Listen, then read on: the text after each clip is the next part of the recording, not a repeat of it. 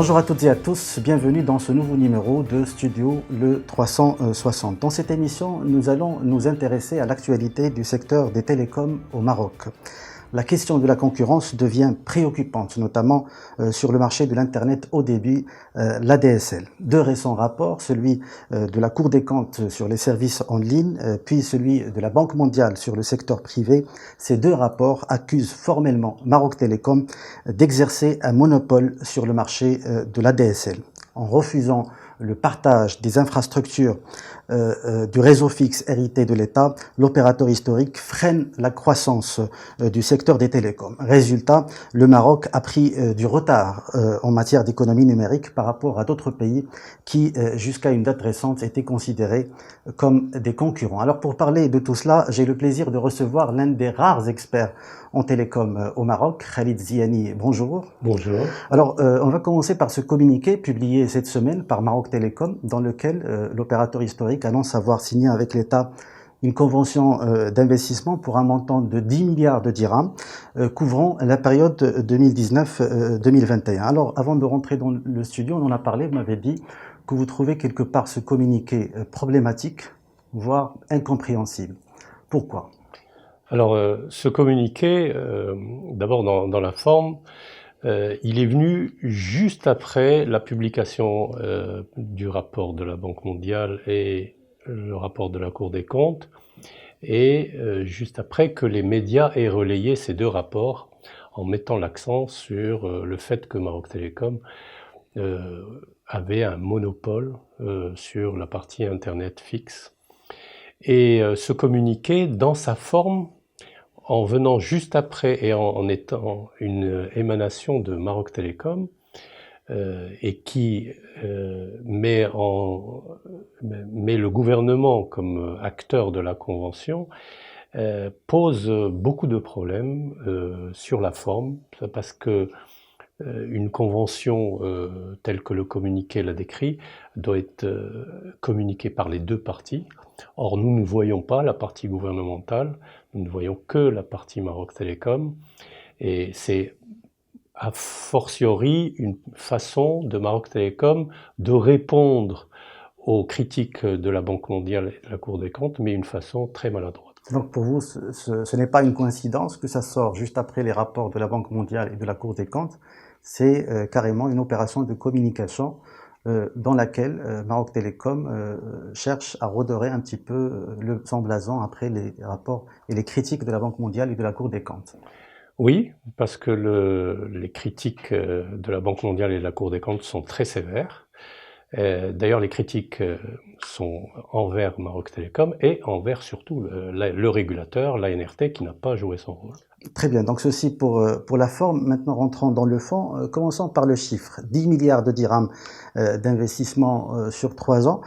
C'est à peu près 3 milliards 330 millions de dirhams à peu près par an. Est-ce que c'est énorme comme budget d'investissement pour un opérateur télécom de la taille de Maroc Télécom?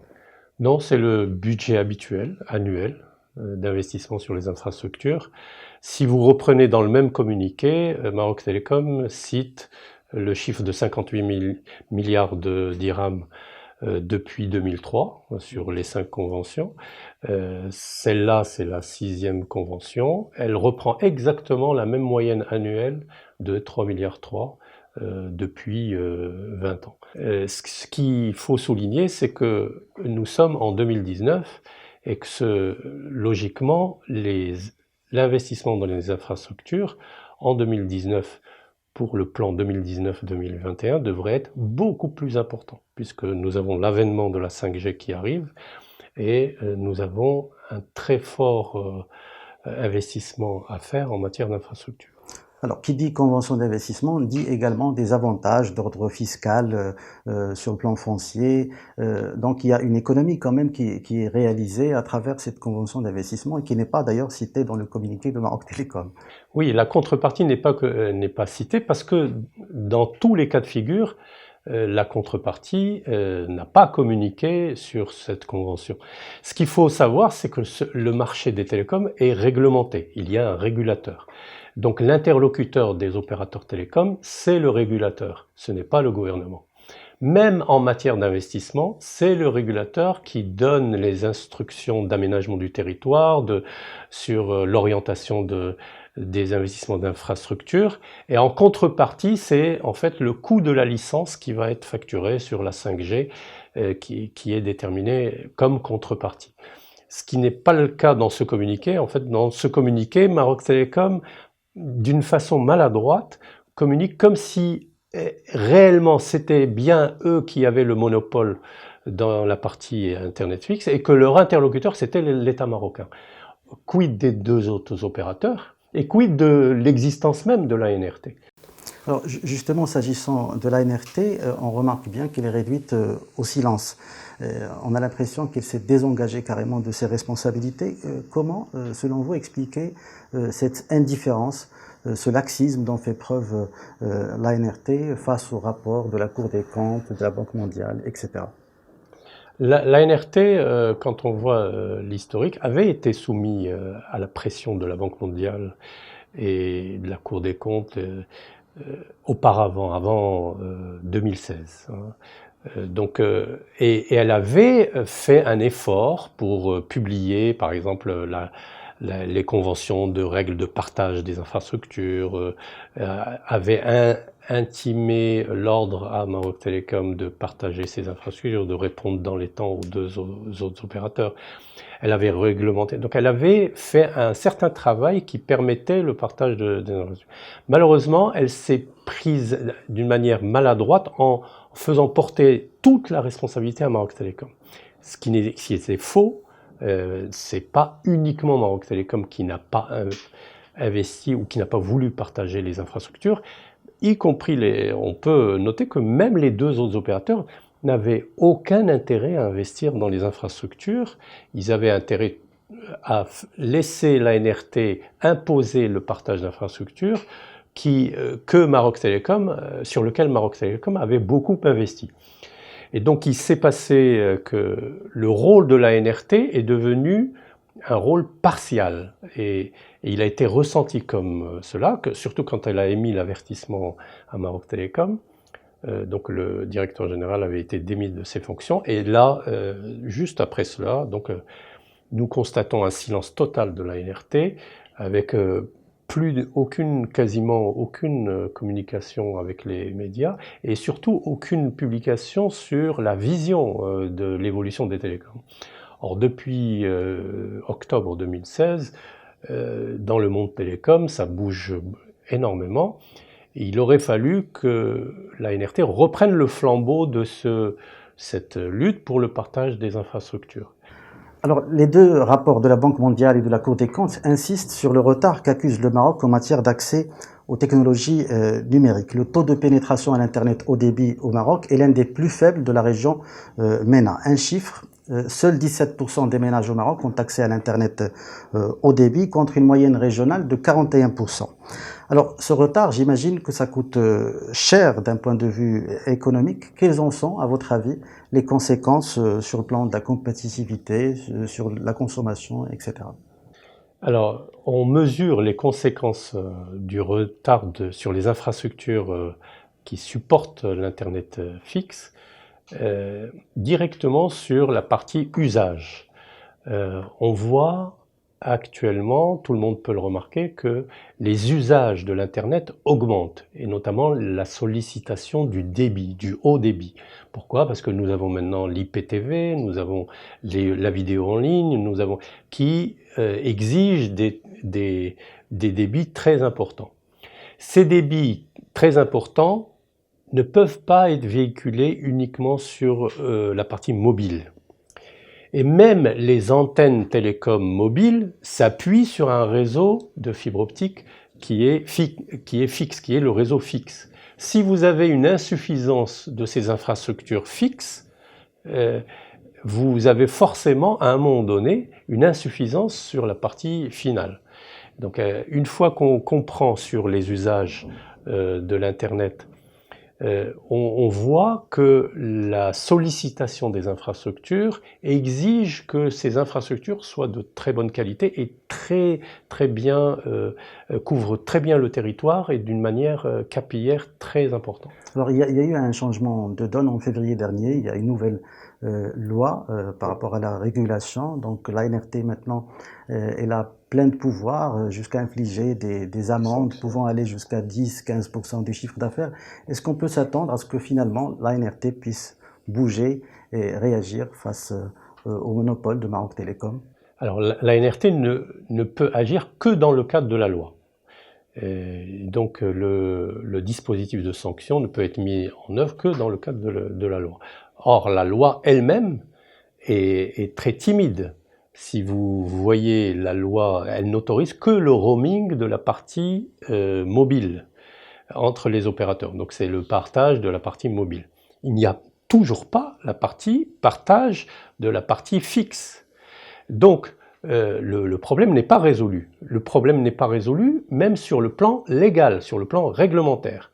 Et là, c'est la responsabilité du gouvernement, des parlementaires, parce que même la Banque mondiale a déjà tiré la sonnette d'alarme en disant que, attention, si vous ne réglementez pas, si vous n'installez pas les bonnes dispositions légales qui permettent le partage des infrastructures, vous allez droit dans le mur.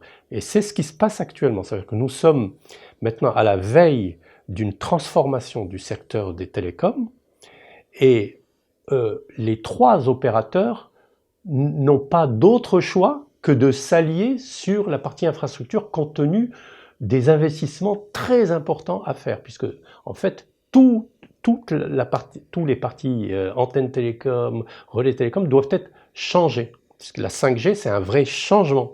Les fréquences changent et donc on ne pourra pas accéder à la 5G s'il n'y a pas une mutualisation des infrastructures. Quel que soit le dispositif de Quel régulation. que soit le dispositif. Et la loi ne permet pas cela. Stéphane Richard, PDG d'Orange Monde, un jour a dit, par rapport à la situation au Maroc, quand on l'a interrogé sur les perspectives de développement de son groupe au Maroc sur la partie fixe, il a dit que le problème, c'est Maroc Télécom, et il a clairement dit qu'il existe bien un dispositif de régulation au Maroc, mais juste sur le papier. Est-ce que vous partagez son avis? En partie, je partage son avis en partie. Il faut être plus précis, le dispositif de régulation, il est formé d'un dispositif légal et d'un dispositif ensuite réglementaire d'application qui est appliqué par le régulateur.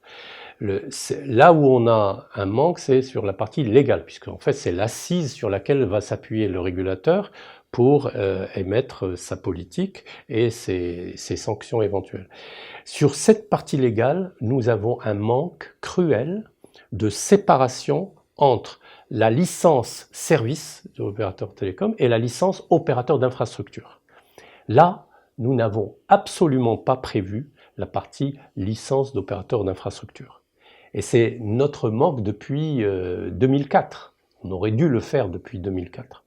Nous ne l'avons pas fait puisque la totalité des pays européens et même certains pays africains l'ont prévu dans leur cadre légal dès le départ. C'est-à-dire qu'ils ont séparé la partie service télécom de la partie service opérateur d'infrastructure.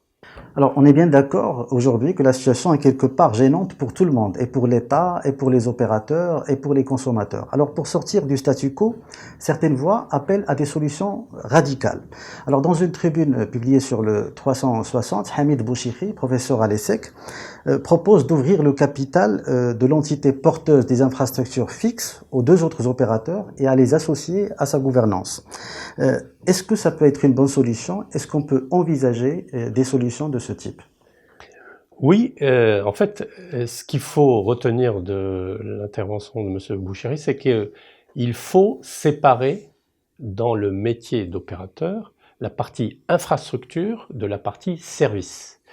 Et par contre, il faut l'imposer aux trois opérateurs, pas seulement uniquement le Maroc Télécom, sinon on retombe dans l'erreur qu'on a faite, c'est-à-dire faire peser sur Maroc Télécom la totalité de la responsabilité du non-partage. Ce qui est faux, hein, je répète, ce n'est pas que Maroc Télécom. le fait que, si chaque opérateur doit filialiser sa partie infrastructure, là, on arrivera à imposer des règles de partage aux filiales qui gèrent les infrastructures passives. Et là, on arrivera à un marché parfaitement réglementé, puisqu'en fait, vous pouvez réglementer la partie infrastructure passive, c'est des locations d'IRU, de fibres optiques et autres, qui sont parfaitement réglementées. Et chaque opérateur de service achète ou loue ces infrastructures à un opérateur d'infrastructure. Ce qui permet de mutualiser l'ensemble du maillage du réseau des 3 opérateurs. Donc d'un seul coup, on va gagner la mutualisation de l'ensemble de la partie infrastructure et les opérateurs d'infrastructure vont s'adresser aux 3 opérateurs pour la partie service. Ils peuvent, par exemple, l'opérateur infrastructure filiale de Maroc Télécom doit pouvoir s'adresser à Inouï ou à Orange ou à Maroc Télécom parce que les prix sont réglementés. D'accord. Et c'est une solution qui a donné ses preuves partout. Beaucoup de pays ont fait cela et ça a donné ses preuves. Et la deuxième chose, c'est qu'il faut ouvrir le marché de l'opérateur d'infrastructure. Beaucoup d'investisseurs mondiaux veulent investir au Maroc. Ils ne peuvent pas. Actuellement, ils ne peuvent pas, puisqu'il n'existe pas le dispositif légal de licence d'opérateur d'infrastructure. Donc nous allons attirer vers le Maroc, ces investisseurs sur la partie infrastructure, ce dont nous avons besoin. Et le Maroc, ce qu'il faut savoir, c'est qu'il est situé dans l'endroit idéal dans le monde pour être le peering mondial.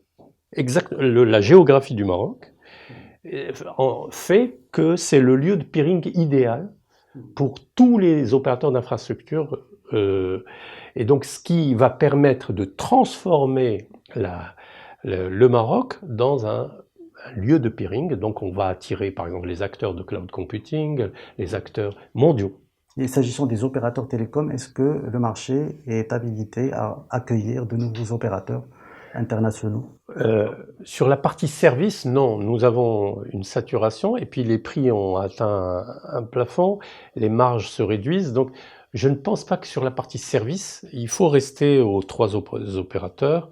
Néanmoins, sur la partie infrastructure, oui, nous pouvons attirer des opérateurs d'infrastructure mondiaux.